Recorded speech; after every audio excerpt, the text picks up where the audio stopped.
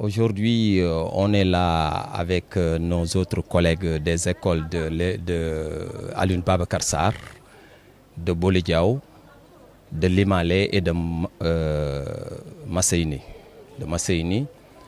pour une première séance d'entraînement d'initiation à la natation. On est à l'UGB et les élèves, vraiment, les enfants ont beaucoup appris. Et comme c'est une première séance, vraiment nous nous réjouissons et nous remercions aussi le projet PISCA vraiment de nous avoir choisis comme bénéficiaires au niveau de Saint-Louis commune, au nom de toutes les autres écoles.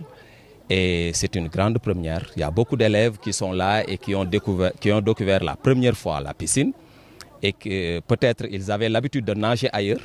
Mais aujourd'hui, ils ont fréquenté la piscine. C'est la première fois, c'est une occasion, c'est une opportunité. Donc là aussi, c'est à saluer.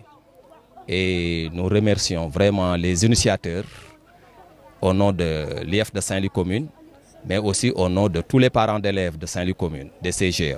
L'important, c'est de permettre aux élèves d'apprendre à nager, parce que la natation aussi, c'est un sport complet. Mais aussi, ça peut permettre à nos jeunes enfants, nos jeunes bénéficiaires, de pouvoir nager et de se prendre en charge une fois dans l'eau pour se sauver et pour pouvoir sauver d'autres, parce que nous sommes dans un milieu où il y a beaucoup de cours d'eau, il y a la mer, il y a les fleuves.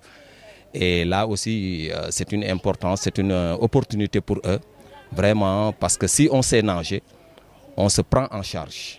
On peut aussi prendre en charge d'autres qui seront en danger dans ces milieux-là. Ce programme était destiné à développer l'apprentissage de la natation pour ces enfants-là dans le cadre d'un projet PISCA, porté par l'ONG La Guilde et financé par l'ambassade de France à Dakar, et dont Ascan est lauréate de ce projet. À côté de cette composante natation, il y a beaucoup d'autres activités qu'on fait, des animations sportives dans les écoles.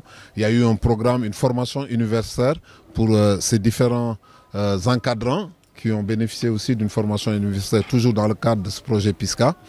Et aujourd'hui, on est très content de voir que les enfants découvrent l'eau, découvrent la piscine, comme l'a dit Moucheli, apprennent à nager, c'est le premier jour.